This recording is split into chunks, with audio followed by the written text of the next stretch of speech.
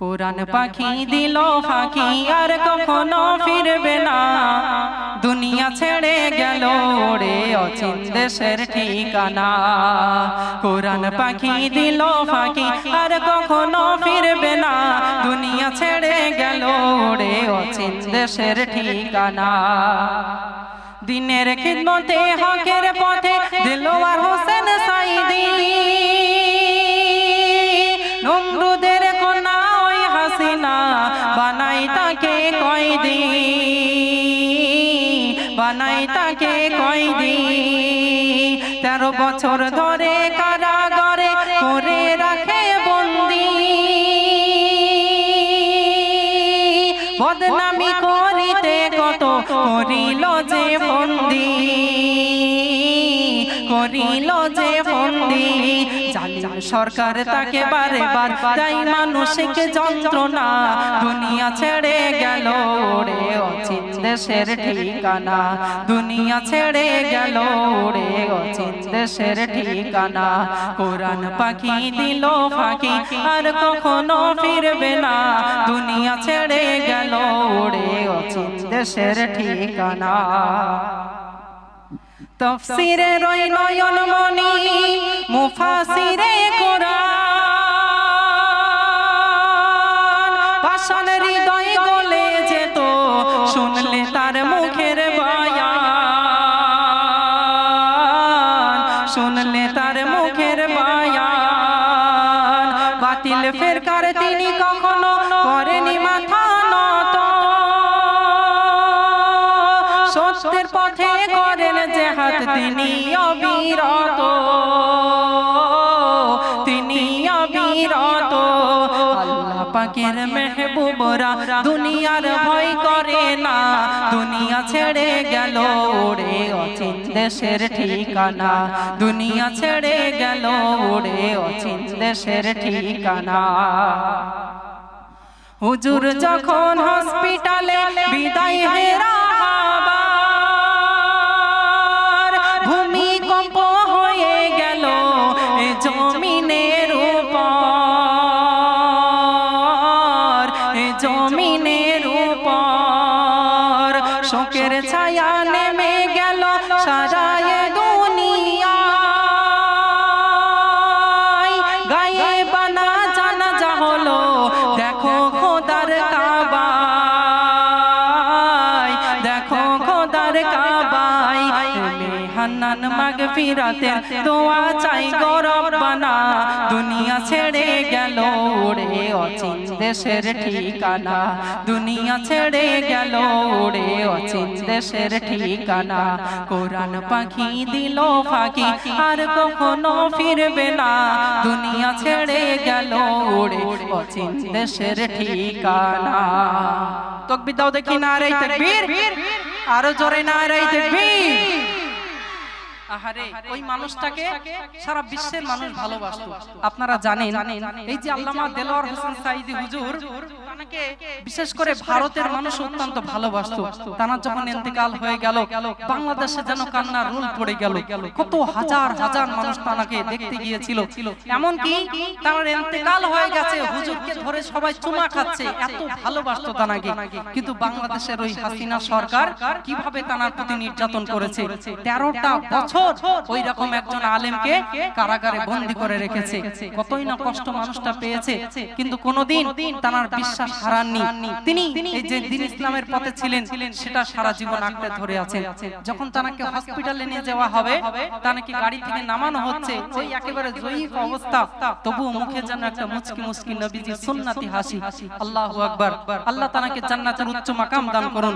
তার ইন্তেকাল হয়ে গেল, তার জানাজা নামাজটা সঠিক সময় পর্যন্ত পড়তে দেওয়া হলো না। মানুষ আসছে, মানুষকে রুখে দেওয়া হচ্ছে। এমন কি সেই ঢাকা খুলনাতে তারা দাফন করা হবে না কবরস্থানে, এইরকম ভাবে কত রকম ভাবে তার প্রতি টর্চার করা হলো। আল্লাহ পাক ওই জালিম সরকারকে একবারে ধ্বংস করে দেয়। আপনারা শুনেছেন আমার হাসিনার বিরুদ্ধে প্রতিবাদী গজল পার্ট 1 আপনারা শুনেছেন। আজ আমি সময় থাকলে পার্ট 2 আপনাদেরকে শুনিয়ে যাব। সারা বিশ্বের মানুষ সেই মানুষটাকে কত ভালোবাসতো দেখুন। এই যে মক্কা শরীফে কাবা শরীফ, সারা বিশ্বের মধ্যে 7টা মানুষকে সসম্মানে কাবা শরীফে সেই সময় প্রবেশ করতে দেওয়া হয়েছিল। তার মধ্যে আল্লামা দেলোয়ার হোসেন সাইদি হুজুর একজন ছিলেন। এত বড় মাপের একজন আলেম, আজ যদি আমাদের দেশে হতো আমরা ভাগ্যবান হয়ে যেতাম, কিন্তু ওই রকম একজন আলেমকে পেয়ে তারা হেলায় নষ্ট করে দিল। শুধু যে আল্লামা দেলোয়ার হোসেন হুজুর তা নয়, আমার অত্যন্ত প্রিয়, আমার যুবক ভাইদের অত্যন্ত প্রিয় ডক্টর মিজানুর রহমান আল আজহারি সাহেব, ওই রকম একজন আলেম। তিনি এই আল্লামা সাইদি হুজুরকে নিয়ে একটু বলল, তার জন্য তাকেও দেশ থেকে চলে যেতে হলো। মালয়েশিয়ায় বর্তমানে আছে। আল্লামা মামুনুল হক বলুন, আমির হামজা বলুন, ভালো ভালো আলেম সব জেলে ভরে রেখেছে। ছোট একটা বক্তা আছে সাইজে ছোট, কিন্তু ইসলামের জন্য যথেষ্ট লড়েন, রফিকুল ইসলাম সাহেব, তানাকেও জেলে বন্দী। আহারে, সেই আলেমগুলোকে আল্লাহ মুক্তি করে দেন, বলুন আল্লাহুম্মা আমিন। চলুন এবার আমি পরবর্তী গজলে যাব। বেকার কথা বলতে চাই না, যতটুকু বলা দরকার ততটুকু বলছি। এবারের গজল নামাজকে নিয়ে। আমি আসলেই আমাকে লিখে একটা দিয়েছিল,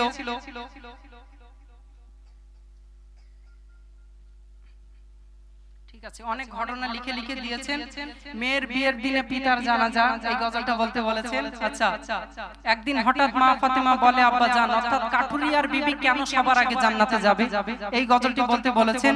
মাছের পেটে ইউনুস নবীর ঘটনা, এবং বলতে বলেছেন নামাজ সম্পর্কে একটি গজল, 5 ওয়াক্ত নামাজ সম্পর্কে। আপনারা আমার কণ্ঠে শুনেছেন, সেই নামাজের গজলটি বলতে বলেছেন। আপনারা শুনেছেন 50-এর বদলে 5 তো দিল আল্লাহ দয়াময়, পেয়ে তোফা মুস্তাফা মোর মহা খুশি হয়।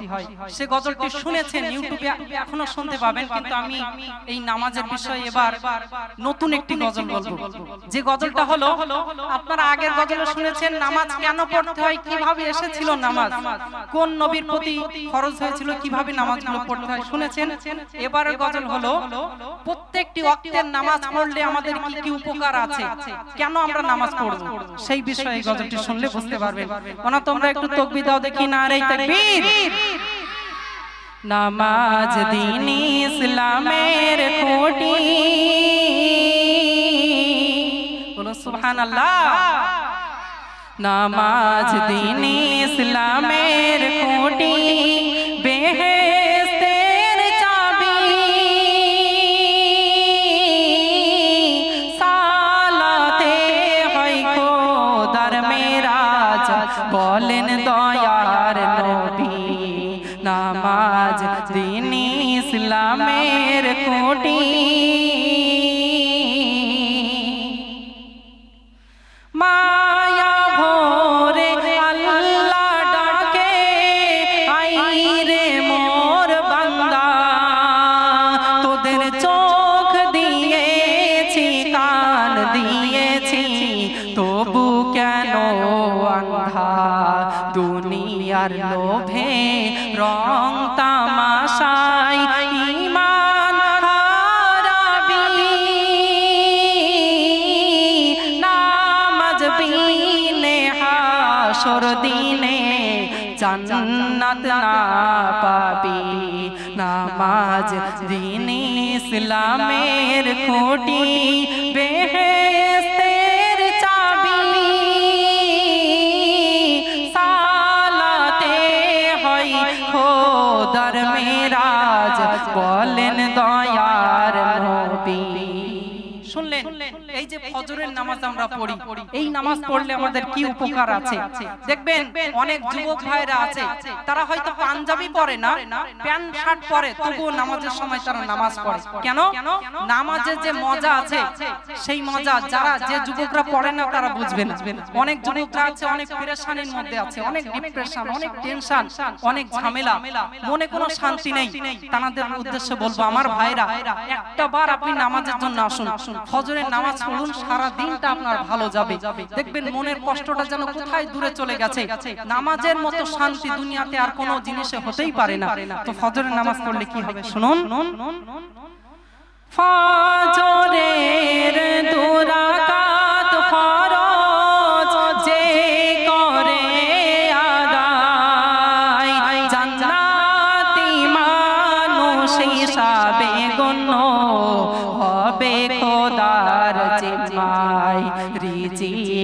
বরকত আসিবে ফজর করিলে আদায় এই ফজর হবে সঙ্গের সাথী আধার করে তোমায় নামাজ দিন ইসলামের সাথী বলুন সুবহানাল্লাহ। এই ফজর তখন কাজে লাগবে। এখন অন্ধকার হয়ে গেলেই আমরা যুবকরা ফ্ল্যাশ লাইট জ্বালাই, কেন? ভয় লাগে। ভয় লাগে। একবার ভাবুন, কবরে যখন রেখে আসবে কে এসে আপনার ওই ফ্ল্যাশ লাইটটা জ্বালিয়ে যাবে, এটা কিন্তু ভাবতে হবে। এখন বন্ধু আসে পাশে গার্লফ্রেন্ড আছে, আব্বা আছে, মা আছে, সবাই আছে, কিন্তু একটা জিনিস ভাবতে হবে, এসেছি যখন যেতে আমার হবে, তো সেই কবরে আমার কি আলো দেবে? সেই কথাই কবি লিখছেন, ফজরের নামাজ যে পড়বে কবরটা নূরের আলোয় আলোকিত হয়ে যাবে। তো পরের ছন্দে জোহরের নামাজ। আচ্ছা মানা, বলো তো দেখি ফজরের নামাজ কত রাকাত ফরজ? জি জি, 2 রাকাত ফরজ। হ্যাঁ, আচ্ছা এবার জোহর বলবো, জোহরের নামাজ কত রাকাত ফরজ? 4 রাকাত। মাশাআল্লাহ, একবার তাকবীর দাও, নারে তাকবীর। এই জোহর পড়লে কি উপকার আছে শুনুন। দরজা গুলি খুলে দেওয়া হয় বেহেশতে খোদার, জোহর যে জন পড়ে বরকত বর্ষণ হয় তাহার তরে জান্নাতে একটি ঘর হবে নির্মাণ,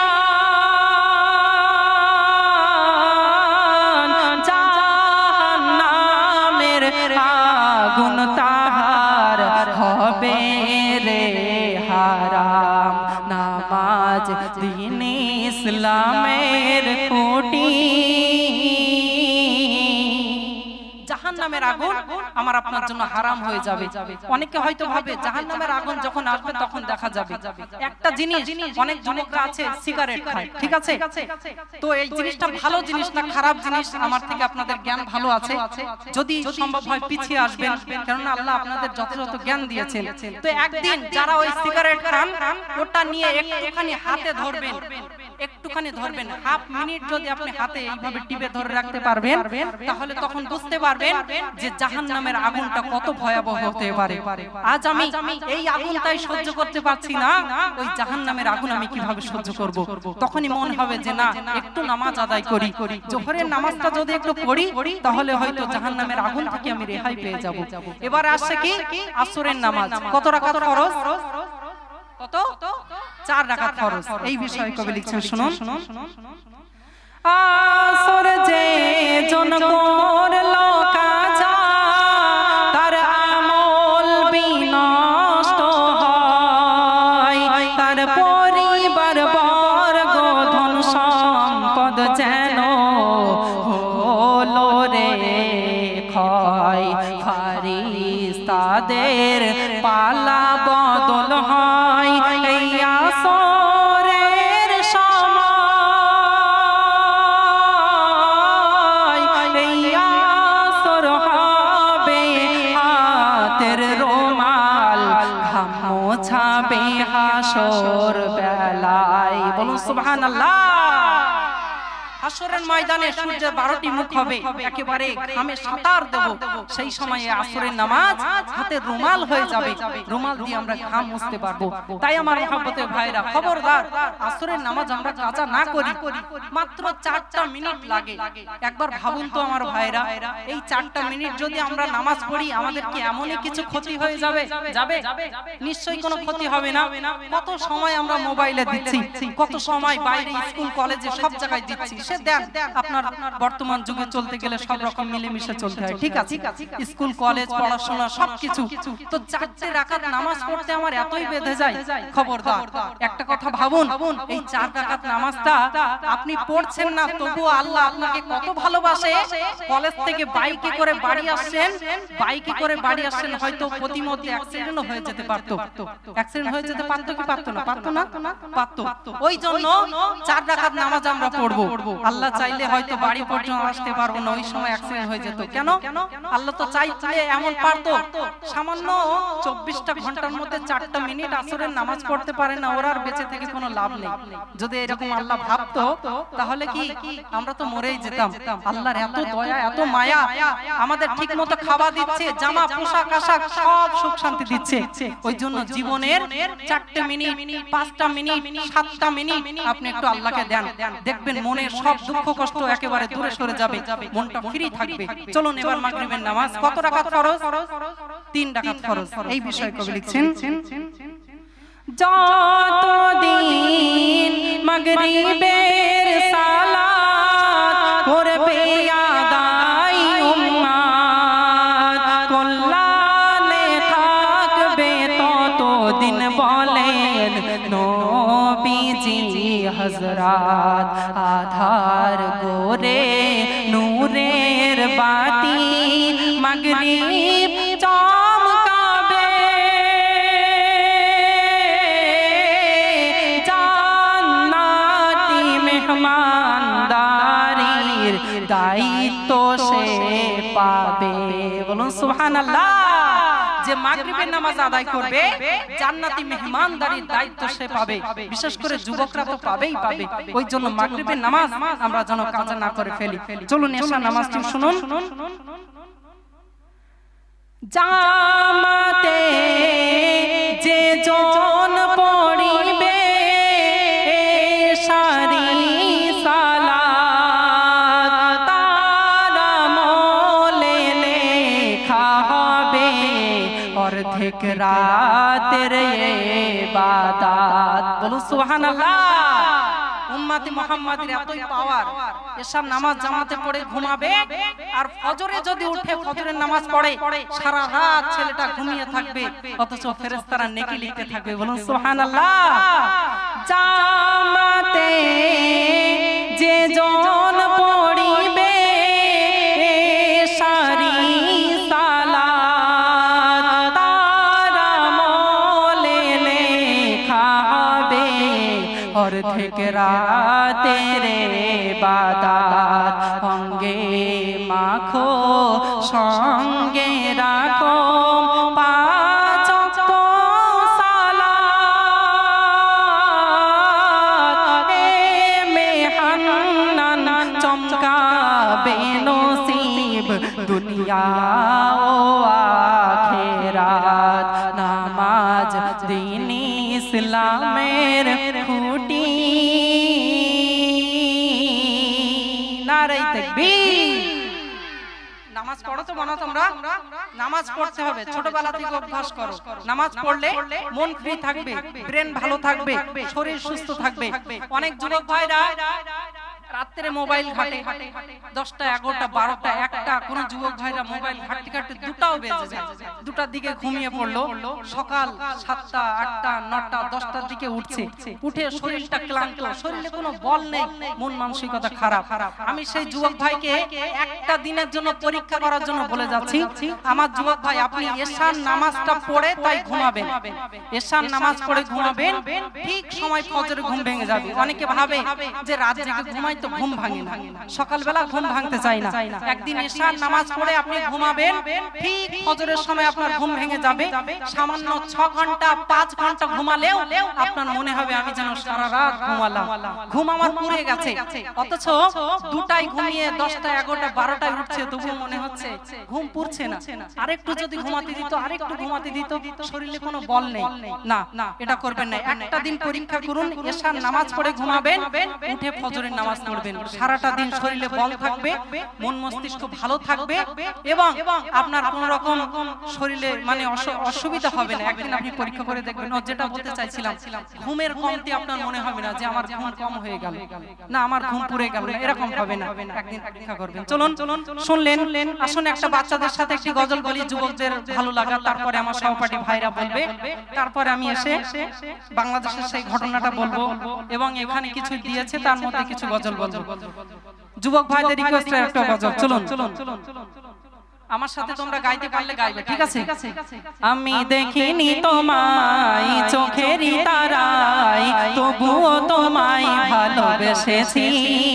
আমি দেখিনি তোমায় চোখেরই তারায়, তবুও তোমায় ভালোবেসেছি। মনের এই জ্ঞান ভাসে তোমার ছবি, ভাসে তোমার প্রেমে যেন পড়েছি। মনের এই জ্ঞান ভাসে তোমার ছবি, ভাসে তোমার প্রেমে যেন পড়েছি। আমি দেখিনি তোমায় চোখেরই তারায়, তবুও তোমায় ভালোবেসেছি। উহুদের ময়দানে রক্ত ঝরালে দিন কায়েমের জন্য, পাথর বুকেও ফোটালে ফুল, মনুষ্য জাতি ছিল শূন্য। উহুদের ময়দানে রক্ত ঝরালে দিন কায়েমের জন্য, পাথর বুকেও ফোটালে ফুল, মনুষ্য জাতি ছিল শূন্য। শত জ্বালাতন সয়েছ তুমি, সেই কাহিনী শুনে কেঁদেছি। মনের এই জ্ঞান ভাসে তোমার ছবি, ভাসে তোমার প্রেমে যেন পড়েছি। বলো, মনের এই জ্ঞান ভাসে তোমার ছবি, ভাসে তোমার প্রেমে যেন পড়েছি। আমি দেখিনি তোমায় চোখেরই তারায়, তবুও তোমায় ভালোবেসেছি। দারে দারে ঘুরে খোদার বাণী পৌঁছে দিয়েছ দিন রাত, চিনল না তোমায় তায়েবাসী, করলো শুধু যে আঘাত। দারে দারে ঘুরে খোদার বাণী পৌঁছে দিয়েছ দিন রাত, চিনল না তোমায় তায়েবাসী, করলো শুধু যে আঘাত। তোমারই পায়ের পথের ধুলি এই চোখে সুরমা দিয়েছি। মনের এই জ্ঞান ভাসে তোমার ছবি, ভাসে তোমার প্রেমে যেন পড়েছি। মনের এই জ্ঞান ভাসে তোমার ছবি, ভাসে তোমার প্রেমে যেন পড়েছি। নারায়ে তাকবীর, আরো মহব্বতে নারায়ে তাকবীর। মনে তোমরা ওই গজলটা শুনবে তো নাকি? 28 বছরের লাশ কিভাবে কবরে অক্ষত ছিল, শুনবে তো?